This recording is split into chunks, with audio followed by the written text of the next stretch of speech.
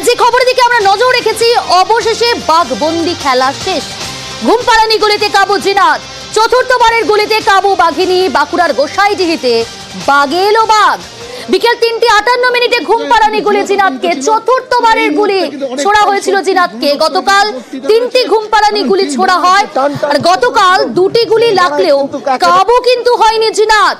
আজ বিকেল 3:58 ফের চতুর্থবারের জন্য গুলি ছোড়া হয়েছে জিনাতকে, আর তাতেই কাবু হলো জিনাত। 3 জেলা ঘুরে বন্দি বাঘ, অবশেষে বাঘবন্দি খেলা শেষ। ঘুমপাড়ানি গুলিতে কাবু জিনাত, চতুর্থবারের গুলিতেই কাবু হলো বাঘিনী জিনাত। টেলিফোন লাইনে রয়েছে প্রতিনিধি রঞ্জিত। রঞ্জিত, কোথায় নিয়ে যাওয়া হচ্ছে জিনাতকে?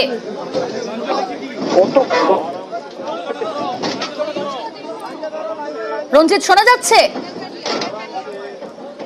আমরা আবারও যোগাযোগ করছি। যে খবরের দিকে আমরা নজর রেখেছিলাম, অবশেষে বন্দি বাঘ, ঘুমপাড়ানি গুলিতে কাবু জিনাত, চতুর্থবারের গুলিতে কাবু করা হলো বাঘিনী জিনাতকে। টেলিফোন লাইনে রয়েছে প্রতিনিধি রঞ্জিত। রঞ্জিত, কোথায় নিয়ে যাওয়া হচ্ছে এখন জিনাতকে? প্রথমে তোমাকে জানিয়ে রাখি যে দীর্ঘ কয়েকদিন ধরে যে রঞ্জিত, তোমার কথা স্পষ্ট শোনা যাচ্ছে না, যদি সম্ভব হয় স্থান পরিবর্তন করতে পারো। অবশেষে বাঘবন্দি খেলা শেষ, ঘুমপাড়ানি গুলিতেই কাবু জিনাত। বাঁকুড়ার গোসাইডিহিতে বাগে এলো বাঘ।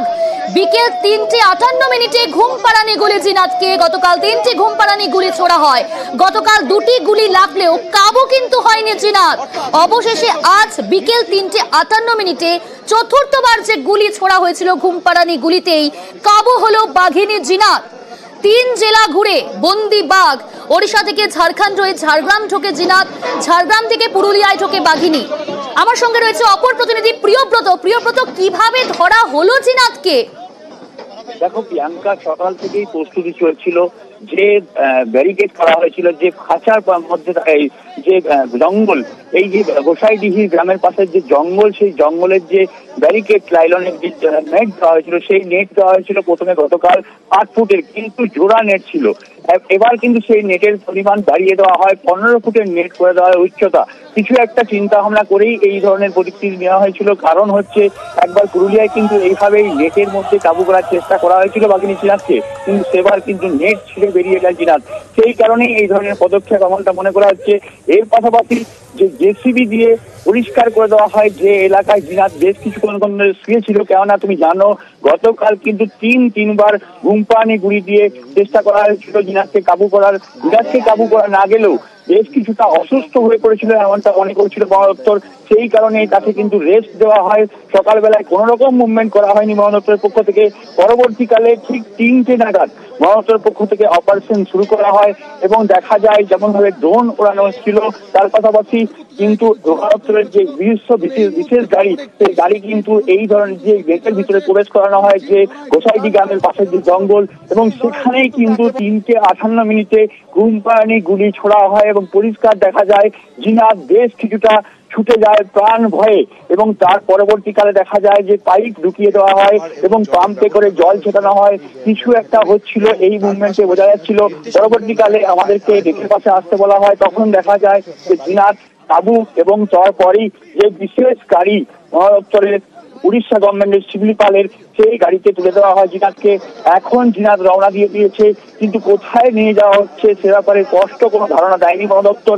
এখনো পর্যন্ত যেটা মনে হচ্ছে, জিনাতকে যেভাবে গুলি করা হয়েছে, পরপর 3বার কন্ট্রোলে করা হয়েছে গতকাল এবং আজকে, তার পরবর্তীকালে তার কতটা সুস্থতা রয়েছে, এই ধরনের সুস্থতা থাকবে যে শিবলিপাল পর্যন্ত রওনা দিতে পারবে, সেই এতটা অতিক্রম করতে পারবে কিনা সে ব্যাপারে চূড়ান্ত ধারণা নেওয়া হবে চিকিৎসক দলের কাছে। বিশেষ চিকিৎসক দল কোথাও একটা ওয়েট করছে, তা দেখার পরই সিদ্ধান্ত হবে আজকেই জিনাতকে পাঠিয়ে দেওয়া হবে শিবলিপালে না আগামীকাল। বেশ, সঙ্গে থাকো প্রিয়ব্রত। অপর প্রতিনিধি রঞ্জিত রয়েছে আমার সঙ্গে। রঞ্জিত, জিনাতকে কোথায় নিয়ে যাওয়া হচ্ছে এখন? রঞ্জিত, তুমি শুনতে পাচ্ছ? বেশ, আমরা নজর রাখছি। তবে জিনাতের স্বাস্থ্যের দিকে বিশেষ নজর দেওয়া হচ্ছে। চতুর্থবারের গুলিতে কাবু বাঘিনী জিনাত। বাঁকুড়ার গোসাইডিহিতে বাগে এলো বাঘ। বিকেল 3:58 ঘুমপাড়ানি গুলি ছোড়া হয়, আর তাতেই কাবু বাঘিনী জিনাত। গতকাল 3টি ঘুমপাড়ানি গুলি ছোড়া হয়েছিল, দুটি গুলি লাগলেও কিন্তু কাবু হয়নি জিনাত। আজ বিকেল 3:58 ফের ঘুমপাড়ানি গুলি ছোড়া হয় জিনাতকে এবং তাতেই কাবু হয়। অবশেষে বন্দি বাঘ, ঘুমপাড়ানি গুলিতেই কাবু জিনাত। 3 জেলা ঘুরে অবশেষে এই বাঘ বন্দি খেলা শেষ হলো। ওড়িশা থেকে ঝাড়খণ্ড, ঝাড়খণ্ড হয়ে ঝাড়গ্রাম ঢোকে জিনাত, ঝাড়গ্রাম থেকে পুরুলিয়ায় ঢোকে বাঘিনী, পুরুলিয়া থেকে বাঁকুড়ায় বাঘিনী। বাঘিনীর লুকোচুরিতে হিমশিম খেতে হয় বন দপ্তরের আধিকারিকদের। আর অবশেষে জিনাতকে আজ বাগে আনলো বন দপ্তর। 7 দিন পর বাঘ বন্দি খেলা শেষ।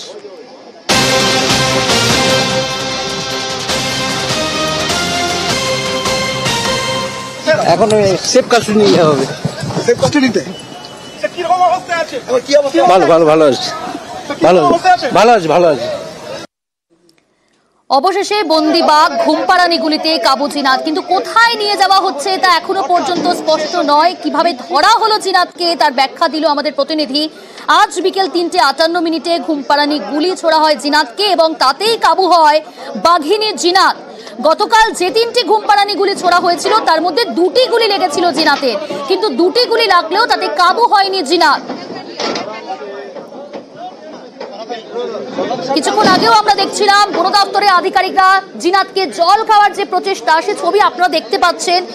যখন তাকে খাঁচাবন্দি করা হলো, বিশেষ গাড়ি পর্যন্ত নিয়ে আসা হয়েছিল জিনাতকে নিয়ে যাওয়ার জন্য, সেই গাড়িতে করে, কিন্তু কোথায় নিয়ে যাওয়া হচ্ছে তা এখনো পর্যন্ত কিন্তু স্পষ্ট নয়। জিনাতের স্বাস্থ্যের দিকে বিশেষ নজর রাখা হয়েছে। চতুর্থবারের যে ঘুমপাড়ানি গুলি আসে, চতুর্থবারের গুলিতেই কাবু হয়েছে বাঘিনী জিনাত। আমি আবারও কথা বলার চেষ্টা করব, প্রতিনিধি রঞ্জিত রয়েছে আমার সঙ্গে। রঞ্জিত, কোথায় নিয়ে যাওয়া হচ্ছে জিনাতকে?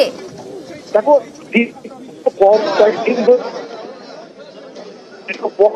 সেদিকে না, তোমার কথা একেবারে স্পষ্ট শোনা যাচ্ছে না। আমরা দেখলাম যে বলা যেতে পারে যেভাবে জিনাতকে বাগে আনলো বন দপ্তরের আধিকারিকেরা, বাঘিনীর এই লুকোচুরিতে হিমশিম খেতে হয়েছে বন দপ্তরকে। তারপর 7 দিন পর অবশেষে খাঁচাবন্দি করা গেল বাঘকে। ঘুমপাড়ানি গুলিতে কাবু জিনাত। তবে প্রথমবারের ঘুমপাড়ানি গুলি নয়, চতুর্থবারের ঘুমপাড়ানি গুলিতে কাবু বাঘিনী জিনাত।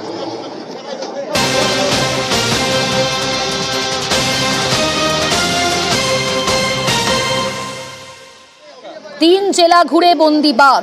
ওড়িশা থেকে ঝাড়খণ্ড হয়ে ঝাড়গ্রাম ঢোকে জিনাত, ঝাড়গ্রাম থেকে পুরুলিয়ায় ঢোকে বাঘিনী, পুরুলিয়া থেকে আবার বাঁকুড়ায় বাঘিনী। বাঘিনীর এই লুকোচুরিতে হিমশিম বন দপ্তরে। গোসাইডিহি, সেখানেই অবশেষে জিনাতকে খাঁচাবন্দি করলো বন দপ্তরের আধিকারিকরা। 3 জেলা ঘুরে বন্দি বাঘ। ওড়িশা থেকে ঝাড়খণ্ড, ঝাড়খণ্ড হয়ে ঝাড়গ্রাম ঢোকে জিনাত, ঝাড়গ্রাম থেকে পুরুলিয়ায় ঢোকে বাঘিনী, পুরুলিয়া থেকে বাঁকুড়ায় যায় বাঘিনী।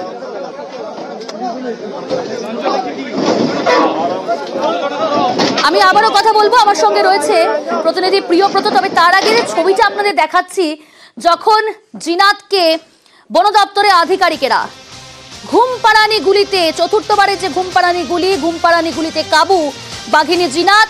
এবং সেই ছবি দেখছেন এক্সক্লুসিভ। দেখুন, এই যে ছবিটা দেখাচ্ছি জিনাতের ছবি। চতুর্থবারের ঘুমপাড়ানি গুলিতে কাবু জিনাত। বিকেল 3:58 তাকে যে চতুর্থবারের জন্য গুলি ছোড়া হয়েছে তাতেই কাবু হয়েছে বাঘিনী জিনাত। সেই ছবিটা আমরা দেখাচ্ছি আপনাদের। তার স্বাস্থ্যের ওপর বিশেষ নজর রাখা হচ্ছে এবং তাকে কোথায় নিয়ে যাওয়া হচ্ছে তা এখনো স্পষ্ট নয়। বন দপ্তরের আধিকারিকেরা তার স্বাস্থ্যের উপর বিশেষ নজর রাখছে। 7 দিন পর অবশেষে বন্দি বাঘ। প্রিয়ব্রত রয়েছে আমার সঙ্গে। প্রিয়ব্রত, আমরা সেই ছবি দর্শকদের সামনে তুলে ধরছি, কাবু হয়েছে জিনাত, সেই কাবু জিনাতের ছবি আমরা দেখাচ্ছি। কিন্তু এই যে 7 দিন লেগে গেল বন দপ্তরের জিনাতকে বাগে আনতে, এই লড়াইটা বোধহয় অনেকটা কঠিন ছিল, অনেকটা কঠিন। 7টা দিন সময়, 7 দিন পর জিনাতকে বাগে আনা গেল। আরো একবার যদি জানাও যে কিভাবে বাগে এলো এই বাঘিনী জিনাত। প্রিয়ব্রতর কাছে যাব, তবে তার আগে আমরা এই মুহূর্তে যোগাযোগ করতে পেরেছি বন্যপ্রাণ বিশেষজ্ঞ জয়দীপ কুণ্ডুর সঙ্গে। আপনাকে স্বাগত জানাই নিউজ 18 বাংলায়। 7 দিন পর অবশেষে বাগে আনা গেল বাঘিনী জিনাতকে। হ্যাঁ, তাহলে এই দেখুন, আমি আরো আরেকবার বলতে চাইছি যে পরিস্থিতি সৃষ্টি করেছিল উড়িষ্যা বন দপ্তরের মিসম্যানেজমেন্ট, সেই পরিস্থিতিকে সামলে আরো একবার পশ্চিমবঙ্গের বন দপ্তর, বনকর্মীরা, বনাধিকারীরা প্রমাণ করলেন যে যে কোনো হিউম্যান ওয়াইল্ড লাইফ কনফ্লিক্ট ম্যানেজমেন্টে এখনো অবধি কিন্তু পশ্চিমবঙ্গ সবার থেকে এগিয়ে। পশ্চিমবঙ্গের থেকে অন্যান্য রাজ্যের এই কনফ্লিক্ট ম্যানেজমেন্ট কিন্তু দেখে শেখা উচিত, এটা একটা এক্সাম্পল হিসেবে তুলে ধরা উচিত। আমি সাধুবাদ জানাচ্ছি যে বনকর্মীরা, পশ্চিমবঙ্গের যে বন আধিকারীরা রাত দিন এক করে ওখানে মাটি কামড়ে পড়ে থেকে তারা নিশ্চিত করলেন যে বাঘের সাথে কোনো রকম কনফ্লিক্ট যেন সেখানকার মানুষের না হয়, যাতে কোনো রকম অপ্রীতিকর ঘটনা না ঘটে, সেই পরিস্থিতিকে মোকাবেলা করে তারা আজকে যে কাজটা করে দেখালেন, আমার মনে হয় আমাদের পশ্চিমবঙ্গবাসী হিসেবে সবার গর্ববোধ করা উচিত। এবং এই ধরনের মেগাফাউনা, বাঘের মতো মেগাফাউনার ট্রান্সলোকেশনের যে সমস্ত পরিকল্পনা আমাদের দেশে চলছে, আরো একবার আমাদের সামনে একটা ইন্ট্রোস্পেকশন আমাদের করা উচিত যে আমরা যেখানকার বাঘ অন্য জায়গায় নিয়ে যাচ্ছি সেই জায়গার কতটা ক্যাপাবিলিটি আছে, সেই জায়গা কতটা দক্ষ। যোগাযোগ বিচ্ছিন্ন হয়েছে, আমরা আবারও যোগাযোগ করার চেষ্টা করছি। তবে যে খবরের দিকে আমরা নজর রেখেছি, অবশেষে বন্দি বাঘ, ঘুমপাড়ানি গুলিতে কাবু করা গেল জিনাতকে। চতুর্থবারের গুলিতেই কাবু বাঘিনী। বাঁকুড়ার গোসাইডিহিতেই বাঘে বাঘ। বিকেল 3:58 ঘুমপাড়ানি গুলি ছোড়া হয় জিনাতকে। গতকাল যে 3টি গুলি ঘুমপাড়ানি গুলি ছোড়া হয়েছিল তার মধ্যে 2টি গুলি লাগলেও কাবু কিন্তু হয়নি জিনাত।